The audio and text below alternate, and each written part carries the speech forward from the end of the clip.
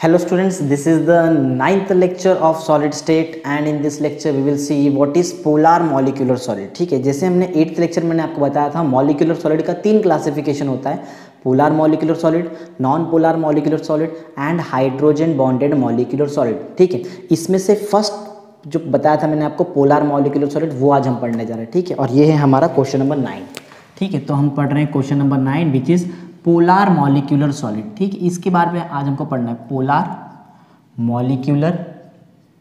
ठीक है, polar molecular solid. Okay, polar molecular solid जो है ये क्या है, क्या क्या है, इसके बारे में एकदम डिटेल में आपको मैं बताने वाला हूँ ये लेक्चर में। टोटल 6 पॉइंट्स मैं आपको ये लेक्चर में बताऊंगा इसके बारे में, और 6 point is more than enough for your board exam. ठीक है, तो पोलर मॉलिक्यूलर सॉलिड के बारे में सबसे पहले मैं आपको ये चीज़ बताना चाहता हूँ कि जो पोलर मॉलिक्यूलर सॉलिड है, जैसे कि अगर आप कुछ एग्जांपल देखेंगे, कुछ एग्जांपल मैं आपको बताता हूँ। HCl, SO2 ले लो, सल्फर डाइऑक्साइड ले लो, SO2। ठीक है, ऐसा ये तो एग्जांपल ले लो। हाइड्रोजन और क्लोरीन के बीच में जो बॉन्ड है, this bond is covalent bond. ये कौन सा बॉन्ड है? ये है कोवैलेंट बॉन्ड। ठीक है ना, मालूम है ना आपको कोवैलेंट बॉन्ड क्या होता है? Bond formed by sharing of electron is called as covalent bond. ठीक है, सेम ऐसा ही बॉन्ड SO2 में भी होता है, सल्फर और ऑक्सीजन के बीच में। ठीक है, ओके। तो बोलने का मतलब ये है मेरा, अगर हम ऑर्डिनरी कंडीशंस पे देखें, ordinary condition of temperature and pressure. ठीक है, अगर मैं देखो, मैं पॉइंट्स आपको बता रहा हूँ। अगर मैं ऑर्डिनरी कंडीशन पे देखूँ, ऑर्डिनरी कंडीशन, ठीक है, ऑर्डिनरी कंडीशन किसका? टेम्परेचर और प्रेशर का। Under ordinary condition of temperature and pressure अगर मैं देखूँ तो होता क्या है, कुछ कोवैलेंटली बॉन्डेड मॉलिक्यूल्स हैं हमारे पास, कुछ कोवैलेंटली बॉन्डेड मॉलिक्यूल जैसे कि HCl, SO2। ये जो है ना, ये गैस स्टेट में होते हैं। कब? Ordinary condition of temperature and pressure. Means temperature और प्रेशर का अगर ऑर्डिनरी कंडीशन है तो ये जो कोवैलेंटली बॉन्डेड मॉलिक्यूल्स है ना, ये कौन से स्टेट में होते हैं? गैस स्टेट में। ठीक है, ये जो कोवैलेंटली बॉन्डेड है हमारे पास जैसे कि HCl है और एंड SO2 है, ये कौन से स्टेट में होता है? ये होता है गैस स्टेट में। ठीक है ना, गैस स्टेट में, गैस स्टेट। समझ में आ रहा है मेरा? मैं क्या बताऊँ, मैंने अभी तक फर्स्ट पॉइंट स्टार्ट ही नहीं किया। मैंने अभी तक इसके बारे में आपको जैसे मैंने आपको बताया कि टोटल यहाँ पे 6 पॉइंट्स हमको स्टडी करना है। 6 पॉइंट स्टडी करने से पहले हम फर्स्ट पॉइंट हमको स्टार्ट करेंगे फर्स्ट पॉइंट से। और फर्स्ट पॉइंट समझने के लिए आपको ये चीज़ समझना पड़ेगा जो मैं आपको बता रहा हूँ बोर्ड पर भी। जस्ट फिर से रिपीट करता हूँ, थोड़ा ध्यान देना। ठीक है, अगर मैं टेम्परेचर और प्रेशर के ऑर्डिनरी कंडीशन पे हूँ, ठीक है, ऑर्डिनरी कंडीशन, तो कुछ कोवैलेंटली बॉन्डेड मॉलिक्यूल्स मेरे पास है जैसे कि HCl, SO2, ये गैस स्टेट में होते हैं। ठीक है ना, कौन से स्टेट में होते हैं? गैस स्टेट में। अगर समझो मैंने ये जो गैस है, याद है आपको, गैस को हम कंप्रेस भी कर सकते हैं। मीन्स प्रेशर अप्लाई करके गैस को हम कंप्रेस कर सकते हैं और कूल भी किया जा सकता है। तो अगर मैं ये गैसेस को कूल करूँ, ठीक है, और प्रेशर अप्लाई करूँ, तो इतना आपको सबको क्लियर है कि सर गैस स्टेट को अगर हम प्रेशर अप्लाई करेंगे और कूल करेंगे तो होगा क्या? गैस कन्वर्ट हो जाएगा किस में? लिक्विड में। गैस पहले लिक्विड में कन्वर्ट होता है। ठीक है ना, क्योंकि हम कूलिंग भी कर रहे हैं यहाँ पे और प्रेशर भी अप्लाई कर, इसके लिए वो बाद में लिक्विड से सॉलिड भी बन जाएगा। तो होगा क्या, जब कूलिंग करेंगे हम और अप्लाई करेंगे हाई प्रेशर, तो ये टाइम पे क्या होगा, जो आपका ये जो गैस है ना, ये गैस पहले बनेगा लिक्विड, ठीक है ना, और फिर बन जाएगा सॉलिड। अच्छा, फिर ये जो सॉलिड बनेगा ना, यही है आपका पोलर मॉलिक्यूलर सॉलिड। ठीक है, कैसे मालूम पड़ा पोलर? देखो ना, HCl है, जैसे वो सॉलिड स्टेट में आएगा ना, इसके चार्जेस सेपरेट हो जाएंगे, H+Cl- सा दिखने लगेगा। ठीक है, सेपरेट मीन्स चार्ज अलग है। यहाँ पे ऐसा अलग अलग चार्जेस दिखेंगे आपको, पॉजिटिव नेगेटिव चार्ज दिखने लगेंगे। ठीक है, तो पॉइंट एकदम सिंपल सा देखो जो मैंने आपको बताया, मैं फिर से रिपीट करता हूँ। अगर हम ऑर्डिनरी टेम्परेचर प्रेशर के कंडीशंस को देखें तो कुछ मॉलिक्यूल्स हमारे पास है जैसे कि HCl और SO2। ठीक है, HCl मीन्स हाइड्रोजन क्लोराइड और सल्फर डाइऑक्साइड। ठीक है ना, ये जो कोवैलेंटली बॉन्डेड मॉलिक्यूल्स है ये गैस स्टेट में होते हैं, लेकिन हमको तो पढ़ना है सॉलिड। तो गैस को सॉलिड कैसे बनाया जा सकता है? कूल करना पड़ता है और हाई प्रेशर अप्लाई करना पड़ता है। ठीक है, तो on cooling and subjecting to high pressure, this gas first liquefies and then solidifies to yield polar molecular solid. देखो सिंपल, मैं जो पॉइंट है ना वो आपको मैं फ्रेम करके बता रहा हूँ कि आपको पॉइंट बनाना कैसे। फिर से रिपीट कर रहा हूँ मैं, लास्ट टाइम जो पॉइंट लिखना है मैं वो रिपीट कर रहा हूँ, जरा ध्यान से ना। देखो, under ordinary condition of temperature and pressure, ठीक है ना, under ordinary condition of temperature and pressure, covalently bonded molecules such as HCl and SO2 exist in gas state. ठीक है ना, ये पॉइंट समझ में आ रहा है मैं क्या बता रहा हूं? मैं फिर से रिपीट करता हूं, चलो कोई प्रॉब्लम, ध्यान सुनना। Under ordinary condition of temperature and pressure covalently bonded molecules of some substance like HCl and SO2 exist in gas state. ये तो गैस में आना है, सॉलिड पे ना, तो आगे सुनना, एग्जिस्ट इन गैस स्टेट। फिर उसके बाद होगा on cooling and subjecting to high pressure this gas first gets liquefied and then it gets solidifies to yield polar molecular solid. That's it, simple सा फर्स्ट पॉइंट मैंने आपको बता दिया। ठीक है, मैं फ्रेम तो कर दिया मैंने पॉइंट्स, अब हम यहाँ पे लिखते हैं, देखते हैं पॉइंट क्या है।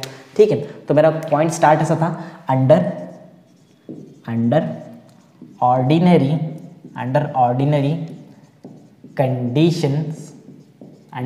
Conditions of temperature and pressure. दिख रहा है ना आपको यहाँ पे, under ordinary condition of temperature and pressure क्या होता है? कुछ कोवैलेंटली बॉन्डेड मॉलिक्यूल्स है ना, कोवैलेंटली बॉन्डेड मॉलिक्यूल्स। ठीक है, under ordinary condition of temperature and pressure covalently bonded molecules of some substance, कुछ सब्सटेंस ना, ठीक है ना, ऑफ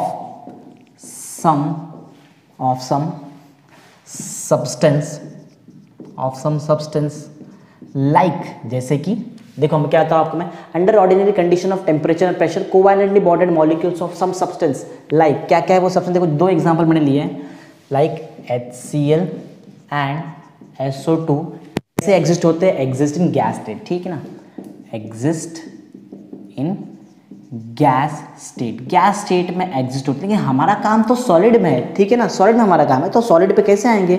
गैस को सॉलिड कैसे बनाया जा सकता है? बहुत इजी है, कूल करना पड़ेगा और हाई प्रेशर आपको अप्लाई करना पड़ेगा। ठीक है, तो मैं आगे लिखता हूँ गैस स्टेट में, मुझे तो आना है सॉलिड पे, तो मैं यहाँ पे लिखता हूँ on cooling and subjecting to high pressure. ठीक है ना, on cooling and subjecting to high pressure क्या होगा क्या? ये जो गैस है ना, ये लिक्विफाई हो जाएगा। ठीक है, दिस गैस फर्स्ट, देखो पहले तो गैस से लिक्विड बनता है ना, ये तो आपको पता होगा ना, स्टेट्स ऑफ मैटर में गैस से पहले बनेगा लिक्विड। क्या लिखा हमने? And subjecting to high pressure this gas first liquefies. ठीक है ना, लिक्विफाइज एंड देन उसके बाद क्या हो जाएगा? लिक्विफाई होने के बाद सॉलिडिफाई भी तो हो जाएगा, एंड देन सॉलिडिफाइज क्या करने के लिए? देख, ये जो गैस है पहले लिक्विफाई होगा, फिर सॉलिडिफाई होगा, और ये जो सॉलिडिफाई एक बार हो गया, यही तो है हमारा पोलर मॉलिक्यूलर सॉलिड, क्योंकि सॉलिड बन चुका है अभी ये चीज़। ठीक है, तो क्या लिखा है हमने? Gases first liquefy and then solidifies to yield polar molecular solid. ठीक है ना, पोलर मॉलिक्यूलर सॉलिड। तो आई होप आपको समझ में आ गया है फर्स्ट पॉइंट क्या है। मैंने आपको एकदम इजी तरीके से बताया है, मैंने आपको फ्रेम करके पहली बात तो बताया कि ये चीज़ आया कहाँ से। ठीक है, तो अब मैं इसको रब कर देता हूँ, इसकी ज़रूरत नहीं, अभी हो गया ये सब कुछ, समझ गया? ओके, तो ओके, अब हम स्टार्ट करते हैं पॉइंट नंबर 2 से। ठीक है, पॉइंट नंबर 2 क्या है वो देखते हैं। ओके, पॉइंट नंबर 2 में हमको ये बताना है, देखो पॉइंट नंबर 1 तो सबको क्लियर है, पॉइंट नंबर 1 क्या है। ठीक है, पॉइंट नंबर 2 ये है कि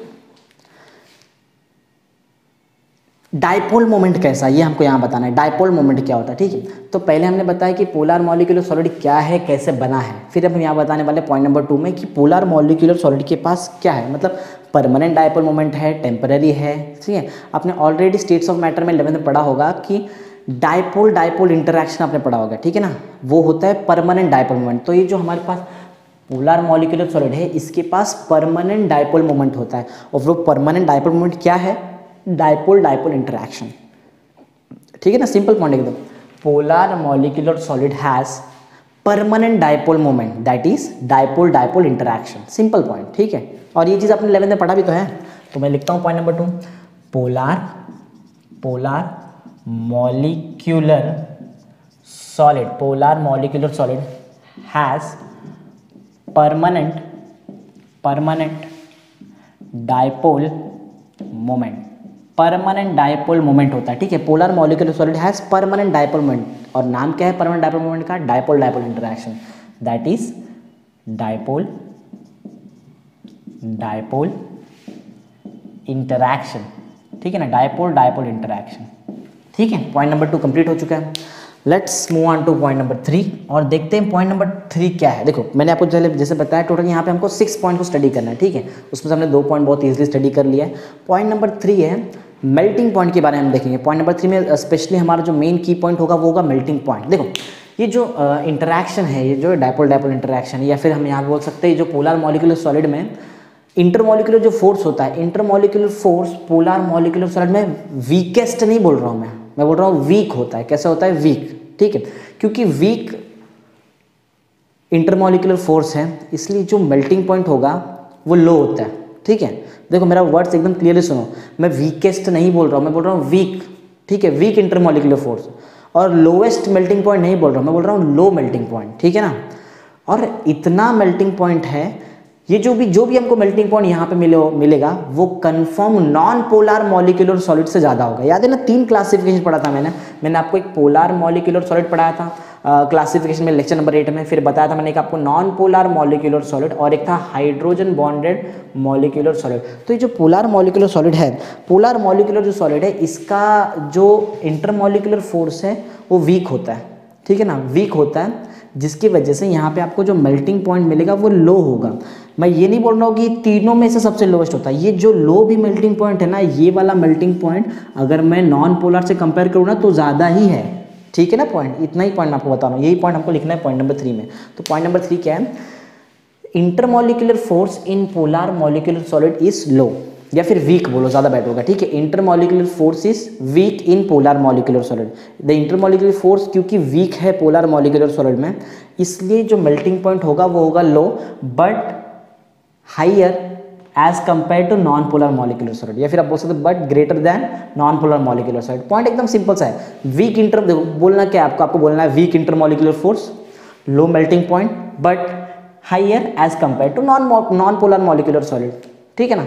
लेट्स स्टार्ट, देखते हैं फटाफट। पॉइंट नंबर 3 ऐसा है हमारा, पॉइंट नंबर 3 ये है कि इंटरमॉलिक्यूलर फोर्स कैसा है, ठीक है। इंटरमॉलिक्यूलर फोर्स इन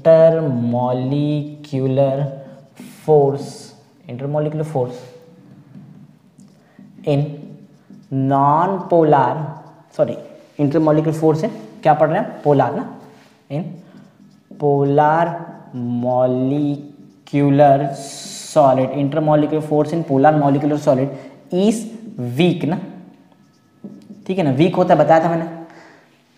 तो intermolecular force in polar molecular solid ये बताया, जैसे कि हमने intermolecular force in polar molecular solid जो है इज वीक इंटरमॉलिक्यूलर फोर्स है।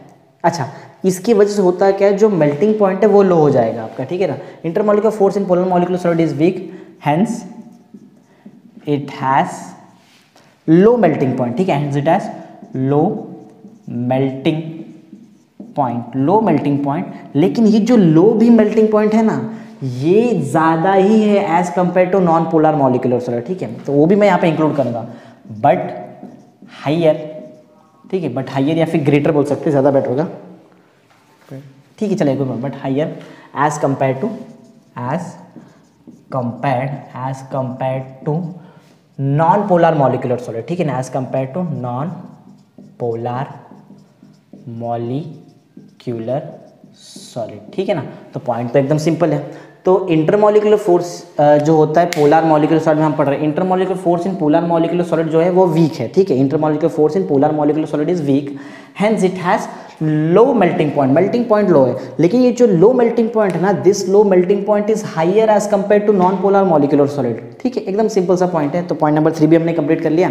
Let's move on two point number 4। Point number 4 में हम देखेंगे यहाँ पे पॉइंट्स एकदम क्लियर है। करना क्या है, पहला पॉइंट में आपको डिफाइन करना है कि पोलर मॉलिक्यूलर सॉलिड क्या है। इन सेकंड पॉइंट हमको ये बताना है कि जो पोलर मॉलिक्यूलर सॉलिड है डायपोल मोमेंट कैसा है, डायपोल डायपोल इंटरैक्शन है, डायपोल इंड्यूस्ड डायपोल इंटरैक्शन है, डिस्पर्शन और लंडन फोर्सेस है, क्या है वो बताना है, ठीक है।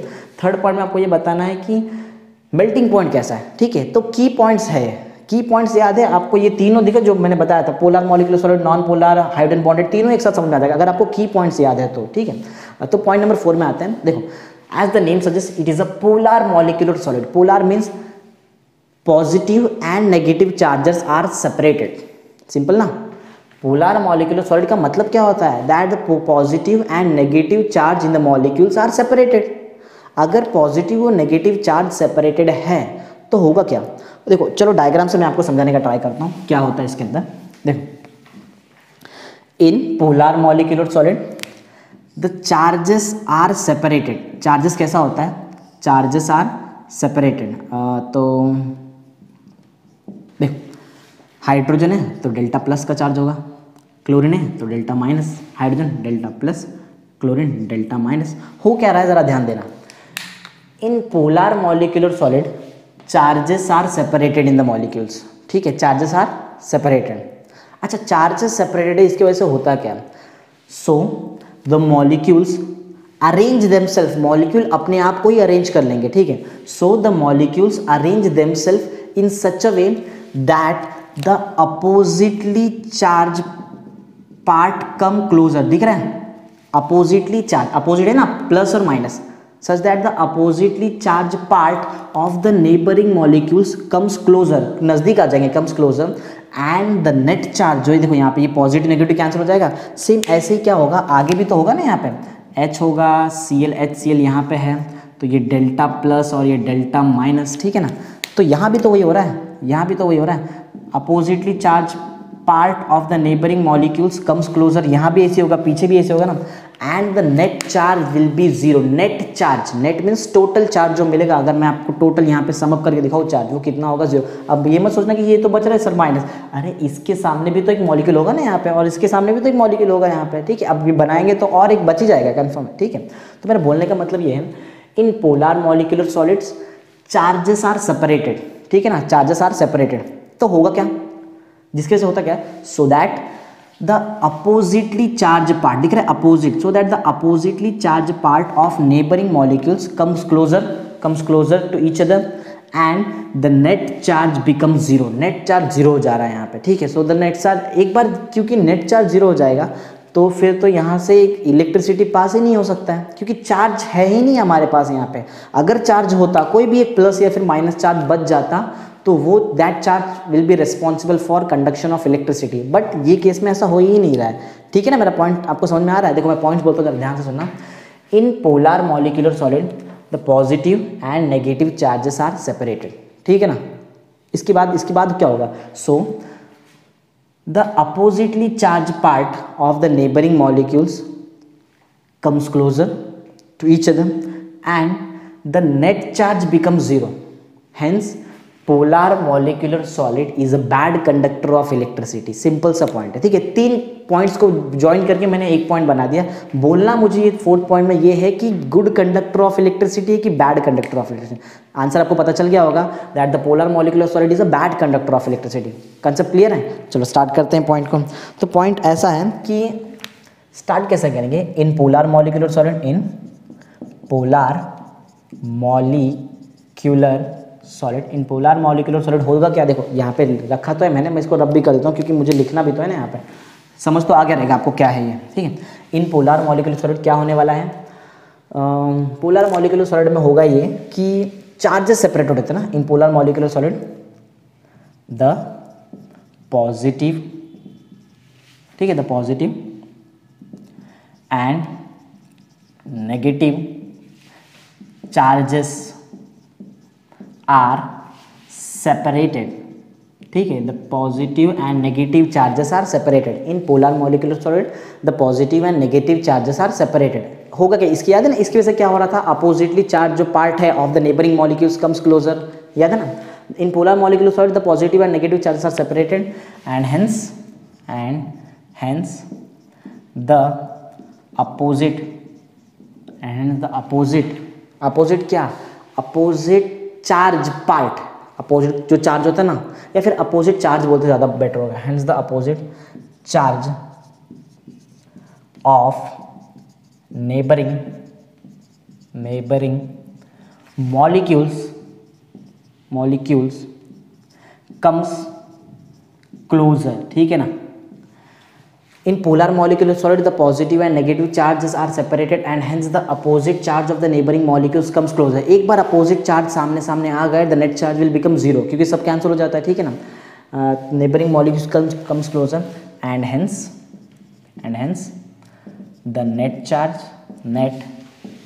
चार्ज विल बिकम जीरो हो जाएगा नेट चार्ज। एक बार नेट चार्ज जीरो हो गया that means this polar molecular solid is a bad conductor of electricity, ठीक है ना।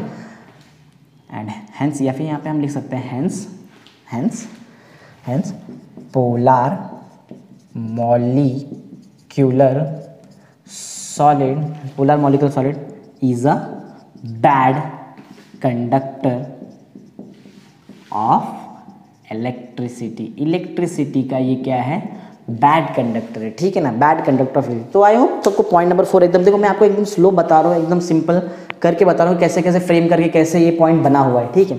पॉइंट नंबर 4 भी हमारा कंप्लीट हुआ। पॉइंट नंबर 5 आते हैं, जो पॉइंट नंबर 5 तो बहुत ईजी है। देखो 5 और 6 तो बहुत ईजी पॉइंट है। पॉइंट नंबर 5 में आपको ये बताना है कि ये जो पोलर मॉलिक्यूलर सॉलिड इसका नेचर कैसा होता है। ये एकदम सॉफ्ट होता है, ठीक, कैसा होता है, सॉफ्ट। बहुत ईजी से पॉइंट है, तो लिख लेते हैं पोलर मॉलिक्यूलर सॉलिड्स